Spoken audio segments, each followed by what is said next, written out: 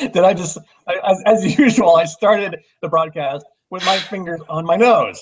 All right. Well, hi, everybody. I'm Ben Zackheim, and this is John Logston. And this is the You Should Be Writing podcast, the podcast formerly known as You Really Should Be Writing, but it just doesn't sound right. So You Should Be Writing is what we're going to call it. I still have my sunglasses on. This is only 5 minutes after we shot the last episode, so I still don't know where my glasses are. So I need these to see. Don't use it against me. Today is going to be a really cool podcast. I'm actually looking forward to learning a couple of things myself. We're going to be talking about newsletter signups, how to get them, why you need them, and really the pro here is John Logston, and I'm going to defer and stand aside and let him teach us a thing or two, and you'll learn why in a minute. But he's going to be tackling newsletter signups from kind of using Facebook as a funnel, as a way to get people to sign up. And I'm going to show you a little bit about how to use Twitter. So, John, you want to tell us a little bit about the successes you found recently on signups? Sure. So first off, let's step back and say that John is not a professional at this. where John is a pro is that, and now I'm talking about myself in the third person. Yeah, not good. So where I'm a pro is that I have learned how to mimic what other people do and get success with. So I guess I'm really good at copying stuff. So I actually started following a program called Self-Publishing Formula by Mark Dawson, who is a author in the UK that has been recently interviewed by Forbes magazine. The guy's doing really well. He's basically an independent author that's kicking all of our butts, let's put it that way. But his editor, or at least one of his editors, I don't know if he has more than one, but one of his editors is a friend of my wife, who is an editor also. And she told me about this program that Mark had put together called Self-Publishing Formula, and said, hey, I should go check it out. So I kind of got in a little early and got to check it out. I went through and redid my website, the whole deal, and then I started basically with only one thing, and that was the Facebook ads program to add newsletter subscribers to your site. Well, to put it put into perspective, basically it took 1.5 years to get roughly 25 subscribers, and as Ben and I joke, probably 10 of them are us or family. So I probably have more like 15 subscribers or less of people who I don't know. And then over the course of the last month, after doing a bunch of changes and following the program that Mark put together, I now have 3,267 as of this morning. So in 30 days, went from 25, well, arguably 15, to over 3,000. And it's not that hard to do, but what I found out is that a lot of people are having success with it, but it seems that the people who are having the most success with it are the ones who don't allow themselves to get in the way of it. And by that, I mean, I basically did what Mark did. I did not go out of my way to make it different. I didn't try to add, my little twist to it, and I just let my ego get out of the way. Now, obviously, there's certain things about Mark's genre versus my genre that are different. He's, a mystery, suspense, thriller type, and I'm comedic, science fiction, and fantasy. So we're totally different there. So I had to do some differences, but where I could swipe copy, I did, and he doesn't have any problem with that. He's showing you the program. So, but I highly recommend it, and I'll definitely show some ads. But before I jump into that, Ben, you also had some success with Twitter. I know that you weren't as successful with Facebook, but with Twitter, you've been doing pretty well. So tell us a little bit about that. Well, I am trying the same program, Dawson's program. It's really good. The guy knows what he's talking about, and I am going to continue to follow his advice and keep trying little tiny spends on Facebook, $1 a day, whole day, just to see if anything catches. Nothing's caught for me on that particular front, but it got it got my house in order because John was working on this and doing so well. I was like, holy crap, I got to try this. And so I basically spent weeks getting my website in order, and that's a whole different other issue, has to do with technical stuff, but it was a nightmare. Setting up the automatic autoresponders, things of that nature. That's what that's the biggest benefit I've gotten from it. It got my house in order. It got me taking newsletter signups seriously. So what I was frustrated, and I am frustrated that the Facebook efforts aren't going very well. I spend anywhere between 35 cents per click to like $1.40 a click or something. So it's really miserable performance on Facebook.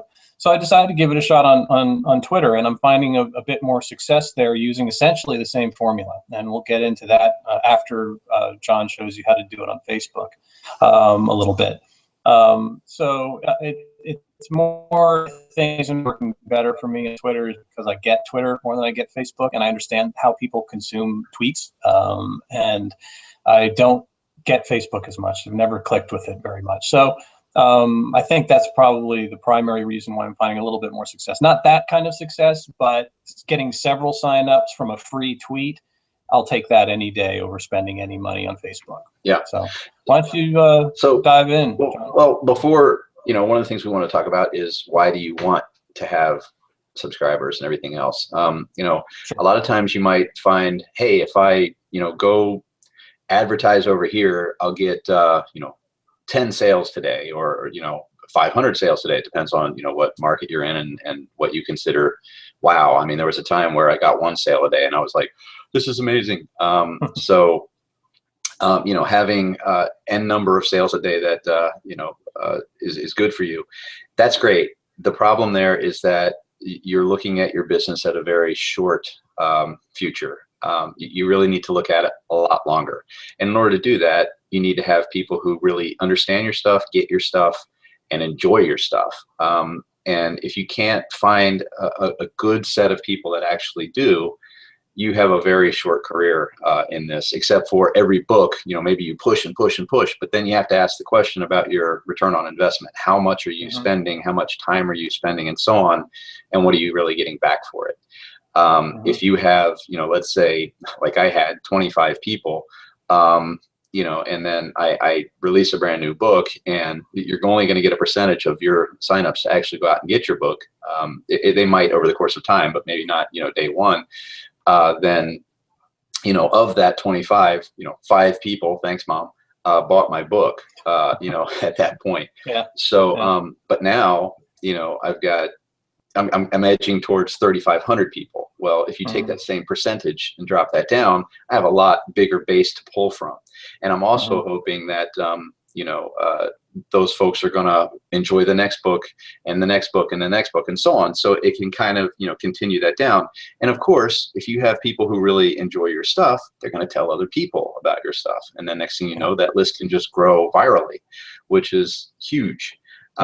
So that's one reason that it's important is to make sure that you have a customer base, and it's of people who actually, when I say this again, get you. And the reason why is because if they get you, you're kind of kindred spirits. So you get them as well. And that's going to make you instant friends. And that's so important. You don't just want people who are on your list and they don't really care. You actually want people who really get what you're doing and love what you're doing, because you're going to feel like friends at that point. So when you're writing, you're going to be thinking of them and saying, oh, I know that they're really going to love this particular thing based on stuff that they've told you before, and so on and so forth. They get a face. They get a face that you can actually, you can recognize them, like not physically, but you get a sense of who they are, and there's there's more of a connection at the heart. And I think that I want to just throw this in there, that the other reason why it's really worth pursuing a newsletter, and that sums up the same thing, it says it in a little bit different way, that we always get a sense, I think everybody has a sense that people are consuming things differently, they're finding things differently, things to read. And that sense, like, how do I find them? Do I find them on Goodreads? Do I find them on Facebook? Do I find them on Amazon?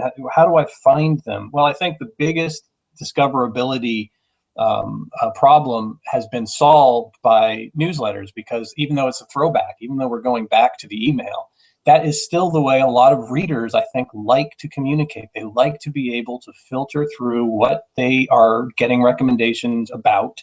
They don't want to see it on their Facebook feed. They don't want to see it on Goodreads. They go there for specific targeted reasons. But if they say, I want to see this recommendation, I want to see this book in this way delivered to me in my email, that is very filled with intent, and it's the ultimate discovery engine. And so that whole discussion about discoverability of books has really been answered, and it might change over time as people's mailboxes fill them with authors and book recommendations. But I haven't seen any sign that it's diminishing at this point. Yeah, well, and then you have to ask yourself that question too: is that okay? So you have one book out today, and people dig it. They start, signing up to your newsletter. You start kind of putting it out there, and you're working on your next book. When it comes time, do you really want to, hope that somebody is going to show up on a page, in Amazon, say Space Marines, they show up there and they have to go all the way to page 97 and down halfway down the page to the right to see your particular book, and then hope that they go, I'll give that one a shot?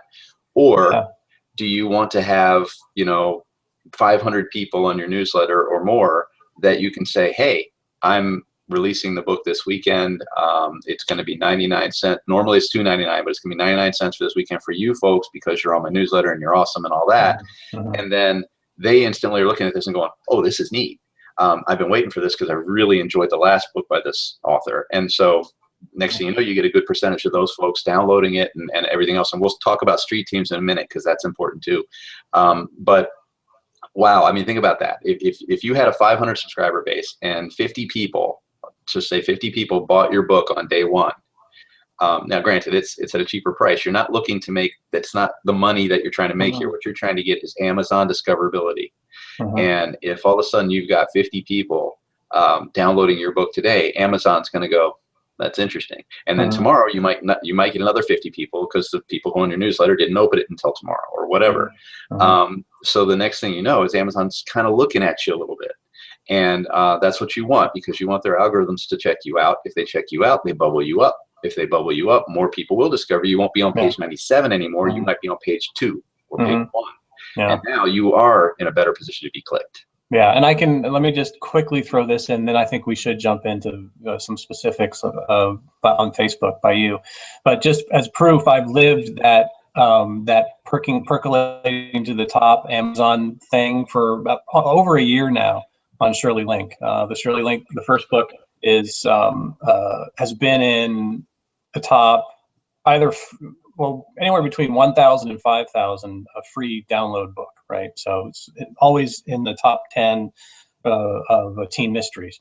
And it's only stayed there because Amazon likes it to be there, because it consistently gives them, that 30 to 50 downloads per day, no matter what. So I'm a predictable entity. They know that the people like it, and they're just keeping it there. And until somebody comes up and bumps it off with another middle grade mystery series, I'm there. Amazon is my friend when it comes to Shirley Link. So that's just to back up your point about discoverability on Amazon. Yeah, definitely. And I actually learned this lesson through the first book in the Platoon F series, which is called the SSMC Reluctant. It was, I did not expect it to do anything. I thought it was going to flop. I actually did it in the course of a week just for fun, and I kind of went outrageous with it, and it was a blast to write. But anyway, what ended up happening is people started downloading it in droves, and I didn't have anybody on the newsletter obviously at the time, but I just kind of got lucky, and they started downloading it. And after about a week, it had it was over 200 sales in a week, and I had never seen that kind of success before. So the next thing you know, Amazon starts sending out emails to people about, hey, you've read these books before, this one's gaining traction or something like that, and then you might enjoy this. So next thing you know, my book is being emailed to people who are on Amazon's lists. Well, that was huge. Anyway, over the course of 3 months, that book sold 5,000 copies. Nice. And you know, and now it's a perma-free book, but it sold 5,000 copies, and I was like, well, there you go. I'm going to be killing it now. And nope. Over the course What of happened? time, things just kind of started going back down Oh, again. okay. And Well, competition in that area got really intense, and but not necessarily in the comedy section, though. That was the thing. In comedy, it didn't. But you're right. In science fiction in general, it did. Now, there's not really a way to discover comedy books easily on Amazon. But still, what ended up happening for me is that's when I realized, you know, it's nice to have these people, but I never got to actually own any readers. I never got to say, hey, at the end of this book, you should come here because more stuff is coming that you might like. If you dug this one, you'll like these too.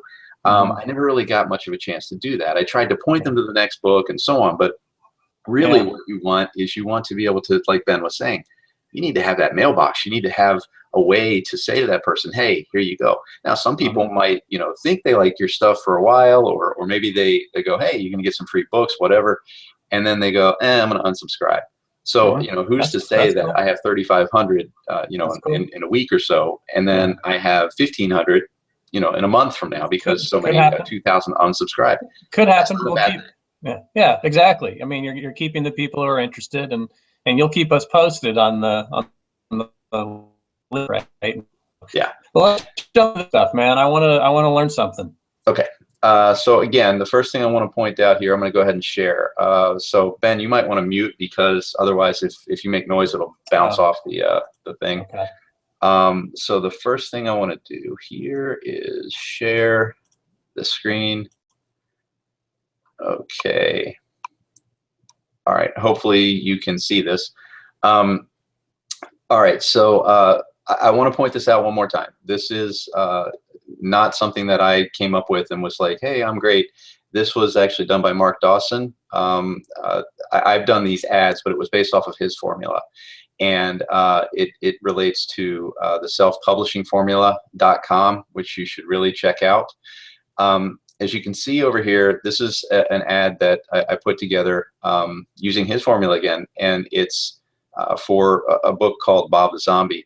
But really what it is this. His line up at the top here, I basically altered a little bit because, again, I'm in comedy and you know, he's not. And then, so basically I introduce myself. And then I say, you know, you always talk about yourself in the third person. You don't want to say, you know, I did this. You know, you basically you put it like this because it's more professional looking. Then you say, you know, for a strictly limited time, get 3 free books for free. Well, this is true. I mean, I'm not going to leave these 3 books up here necessarily forever. I could change them out or and so on. So I want to make sure that, you know, folks have a chance to get to these books while this ad is running, but that might not be there forever. So it's not like a gimmicky type thing. It's true. Now down here, this is the second important part, and probably more important, frankly, than up here. Well, the most important part is this middle image, because this is going to be sitting in the middle of your feed, your Facebook feed, as you're going down the screen. And that image has got to catch you. And if it doesn't catch you, they're just going to scroll right on by it and not even care. But this image has been obviously catching a lot of people because it's responsible for a lot of signups for me. So this was the image that was from the cover of the book, and I just put it together. Notice there are no words around here. Okay, there are on this side a little bit, but over here, no words. You don't want to fill this with words. A, Facebook's not going to let you, but B, why? Capture them, capture their eyes, get them to look at this, and then they'll look around. If they look around, that's the first step. The second thing I did is what Mark had said. You know, are you comparable to other authors? Well, you know, reviewers have told me that I'm comparable to Terry Pratchett, Harry Harrison, Douglas Adams, Robert Asprin. So I didn't just make this up and say, oh, I'm just going to say that I am. You know, this actually came from reviewers. So you know, I didn't want to be deceptive in any way, shape, or form. So I did that. But then I say, hey, look, you know, let the reader be the judge. And then from there, they click sign up. And as you can see down here, we've had 391 likes, 139 comments, and 153 shares. And this is huge because this means that while this has been shared off one time, I don't know if it's not been shared more from those particular people who received it. And then on the second ad, which is not performing as well as this one, as you can see down here, but it's still doing pretty well. It's the same idea. This was with a different treatment, and I was looking more at the Hitchhiker's Guide to the Galaxy, which is this is the Platoon F side of things. So essentially, putting these two ads together, what ends up happening is that a person sees this. It's a call to action. Just hit sign up. They click on that, and boom, it takes you to my website. And then from there, you have to take it from that point on and get people to actually sign up to your newsletter. And once they go through that process, you immediately want to send them, here's how you get your free books. Make it easy as possible for them. Some people put up Mobis or EPUB files. That's fine. Also put up a PDF. And I found that I put the PDF as the main one and say, this is typically the easiest one, because I got a lot of people saying, I don't know how to install this. It's not working, so on and so forth. Almost anything can read a PDF. Yes, it's not as sexy as an EPUB or a Mobi file, but the barrier to entry is the lowest. And that's what you always want. Lowest barrier to entry to anybody. Any questions on that, Ben? Yeah. No, I think it makes a lot of sense. The images are definitely, they draw you in, and they're consistent with the copy that you're writing. So in other words, like when you mention Douglas Adams, that image, for some reason, I look at that spaceship image and I'm like, yeah, that's so, oh my God, that's Douglas Adams. So there's a synchronicity there that I'm still trying to get that to work, because I have very specific artwork for the Camelot kids.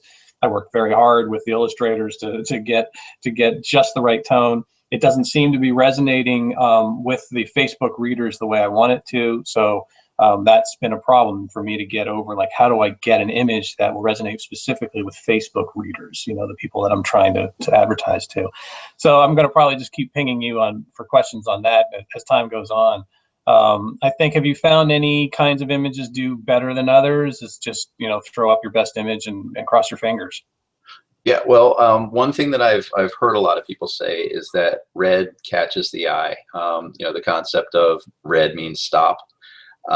Now, some people might think, oh no, if it's red, then don't click it. I think it's just the opposite. I think what's happening is that while you're scrolling down, you see red, and that makes you stop the feed, and that makes you look. And so when you look, then you kind of go, oh, that's cute, or that's funny, or that's scary, whatever it is your mindset is. Because remember, these are targeted ads. This is not like, my ads are not being targeted to people who are into murder mysteries. They're targeted to people who are interested in comedic fiction and sci-fi. So so they're going to hopefully go, I'm into this kind of thing. My mind stops at red. I see an image and I go, oh, that's funny. And then they check out the copy. That makes sense. If you can stop them at the picture, they're never going to check out your copy. So I mean, the one image that did well for me that I got close to 4% click through was one of the characters who has very red hair. So there might be something there about it. He's just got this glow. But hey, that other image I showed was blue. So I'm just telling you what other people have said about red. It also synced well with the names of the authors. There was good. So I think that's it. I think the point being that this is what you've just done here is given a kind of told us about the program, and you told us what the ad will look like. But there is a lot more work involved, as I implied before. You do have to work on your page, your landing page, whether it's your home page or another page. That's up to you. But you have to work on autoresponders. So there's a whole thing still to do. And I think that Mark, was it self-publishingformula.com? Yep. Is that so self-publishingformula.com, you'll get a lot more information on how to get to that point. But you will find, even I think on that, I had to ask you a lot of questions, John, as far as setting up autoresponders. You held my hand through that. So it can be technically challenging, and more reason for you to reach out to your friends for help on these that you know how to do naturally. That would be my advice, because I didn't know how to do autoresponders until John helped me. So tap your friends. Really quick on the self-publishingformula.com, we're not affiliated with that at all. I'm simply saying that for me, it's done such an amazing thing that I want to tell you about it because I think it's really cool. And for me, me, it has not. Yeah. Hasn't worked for me. Yeah. But if you look at the bottom of my image here, you'll see right over here, johnploxton.com. If you go there, you can see what my landing page looks like, which is what the person goes to and they click. I just send them straight to my home page. I don't have like a separate page that they go to or anything else. So you can kind of get a glance right away as to what a person is going to see from that. And like Ben said, there's a lot more to this. It's not just putting up an ad and putting up a page. You have to think about targeting, which Mark talks about. You have to think about, putting a pixel on your page so that way you can see, is your ad actually, converting into a sign up or not? And so that way you can kind of get a feel, 50,000 people looked at this ad or whatever, and only, 200 signed up. Something's wrong. You need to tweak things, and yet if they clicked, did they convert? So it could be that your ad is doing great, but your landing page is terrible, or it's just not conducive to a sign up. So how well are you clicking versus how well are you signing up? So that's another thing to think about. And one of the things that I found is simplicity is the key. Don't make your stuff too complicated. Make it very simple, very direct, very in their face. So they know exactly what you're doing, exactly what to do, and they can gauge, do I like this or do I not, right off the bat. Because if they don't like it, you don't want to try to trick them into being there. There's no point in that. Yeah, exactly. That won't work. Yeah. They'll unsubscribe and mark you spam if they get that far. Yeah. So, I mean, for me, I think that, do you have anything more on the Facebook front, or should I jump into how I? No, go for it with Twitter. I'd like to know what you're doing over there. You talked about it a little bit before with me, and I'd like to see some of the stuff.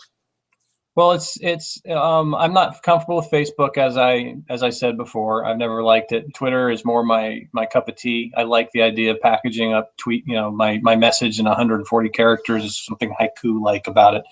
But Twitter, what I decided to do when things weren't going so well on newsletter signups on Facebook, I got 30, 28, 30, something like that, which is, fine. But I wanted more. And so what I decided to do was try the same idea that John just went through with that particular ad, but apply it to the Facebook Twitter card. So what a Twitter card is it's actually almost like a bulletin board or a billboard, really, on Twitter. If you're on Twitter and you go through the feed, sometimes you'll see a really nice big image with a nice button at the bottom that says, learn more or buy now or sign up. That's a Twitter card. And you can set up Twitter cards only on ads.twitter.com. Needless to say.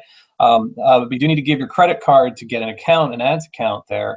At least when I signed up, that was the way it was. But they won't charge it. You don't need to spend any money. And Twitter cards are free. That was the other big thing. Like Facebook once is trying to grab my money all the time. It was like Twitter was like, we're trying out this Twitter card thing, see how it does for you. Eventually they'll probably charge for it, but right now they don't. So if you go to ads.twitter.com and you click on the Twitter cards area, you'll see that you can craft a Twitter card. And what that is, essentially, let me share my screen here. It is, what it ends up looking like is like a tweet where you can, it'll ask you to upload an image, and it'll give you 140 characters, or not really 140, because the image itself uses up some of the 140 characters, but you have a nice chunk of content to write. So I can fit in, get 3 books free for a strictly limited time, includes the first 2 volumes of the fantasy series, The Camelot Kids. Now, I didn't put in any hashtags, I didn't put in any @signs. It's very clean, simple, and then you're allowed a little message at the bottom, which needs to be more prominent if they want these Twitter cards to perform better. You see down below it says get 3 free books for a strictly limited time. So you can see I'm doing the same kinds of things that John and Mark Dawson do with their Facebook ads, but I'm applying it to the Twitter card. And then you see here, there's the sign up now button, which is this, that's an awesome feature that, people like to see buttons to click on. And it's something that Facebook offers and Twitter does as well. So it's not like this has been a huge driver, but it has. I've gotten about 7. I think the last count I had 7 subscribers just from the Twitter cards, and that's free. I did that without having to spend a dime. So they tend to do, Twitter cards tend to do about 50% better than a normal tweet, even a normal tweet with an image. And I think it's the prominence they give Twitter cards right now, because Twitter wants them to do well, but it also is that button that you can say sign up now, you can say download now, you can say learn more. There's a whole list of things that you can name that button, which are helpful to people who are trying to get it, drive people to signups. It's the same thing with me. That sign up button takes you to benzackheim.com. I had to make a mobile version, which is, depending on your theme, that could be an issue. Making the landing page for those people look good can be hard, especially if you don't know how to code. But other than that, I think there aren't any real gotchas with my process, except you need to sign up to ads.twitter.com and give your credit card. Well, does that make you sense? also use WordPress, right? I do. I use WordPress, but a specific theme it's a pretty gargantuan, and it's kind of a bully of a theme. It does what it wants and doesn't care what you think. And so not all themes are like that. But yeah. I mean, I code my own, but I used Wix for a while because it was a lot easier to just try different stuff, move stuff around. But even eventually, after a while, that kind of got annoying. Only because I wanted to do a blog, since I don't do a blog anymore. But anyway, I wanted to, and I couldn't figure out how to incorporate that in. So I actually jumped to WordPress for a while. And I know a lot of people are great at WordPress. I also know that it's the #1 hacked system in the world. But you can get on services. I think DreamHost, or I'm sure there's plenty, have services where you can get on where they take care of a lot of security updates for you and everything else, because they want to make sure their systems aren't hacked. But still, I tried like crazy, and I've been a programmer since, I don't know, 1982 or something like that. And it's intuitive, but at the same time, not so much. And so for me, I just ended up rolling my own. But anyway, so question for you on the Twitter thing. After you've put this card together, how does it get out there? I mean, you just tweet it and you hope other people share it? I mean, it's not, that actually is a good question, because it's not very intuitive. You have a card now on ads.twitter.com. You don't have any access to it on twitter.com or any of the other third-party Twitter apps. So you actually have to go to ads.twitter.com. As far as I know, this is the only way that you can access it.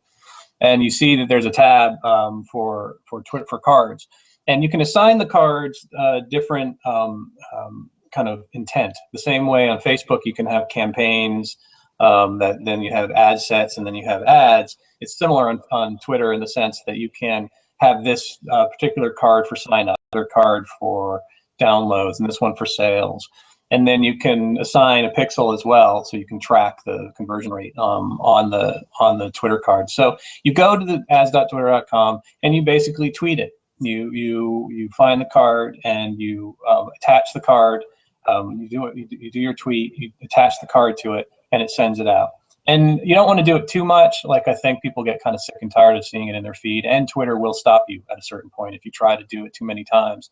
They'll actually pop up a message of the copy of a previous feed. It's basically, you have to go to ads.twitter.com and play around there. Ads.twitter.com is also the place for all of the tracking. All of the reports are done there. Very clear reports. They kick Facebook's ass. I mean, out of the water. No comparison.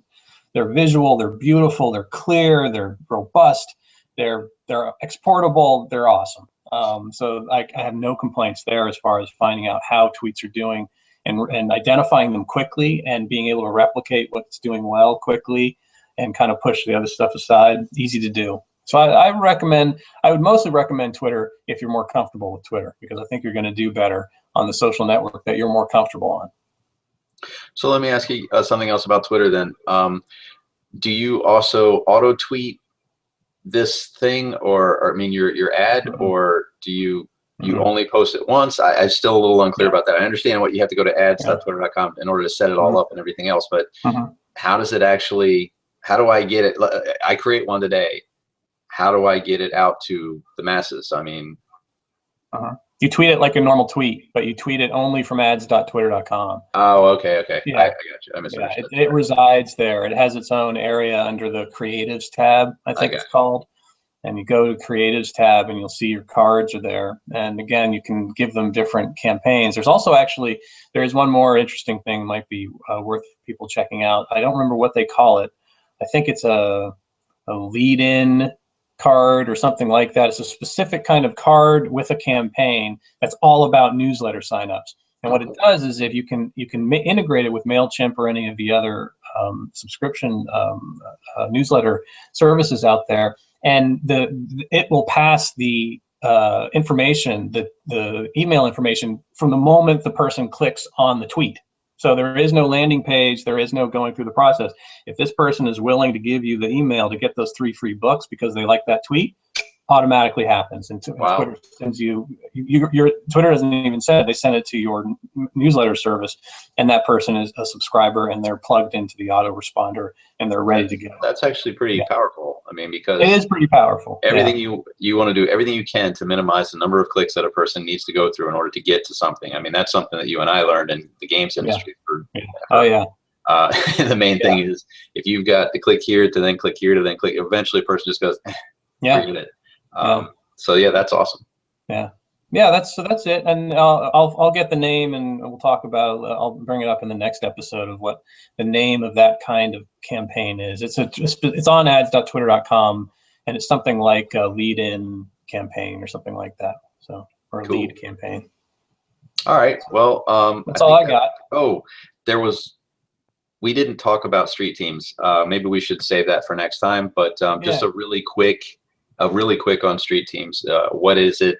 A street team is a grouping of people, typically from your newsletter, who are a subset of your newsletter that you've asked to say, hey, you really expressed a lot of interest in my work, and so would you like to be part of a team that kind of helps share that work with more people, do reviews, for example. So you kind of give them stuff in return, but you're always asking for honest reviews. You're not buying reviews. Never do that. That's bad. Not only is it lack ethics, but it's against Amazon terms. It's just stupid. Don't do it.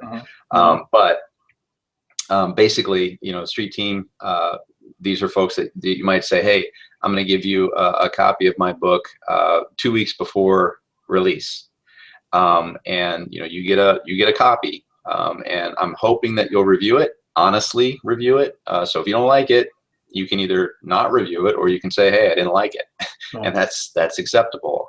That's part of they're your super fans. These people, I mean, they're what a lot of other places call your tribe.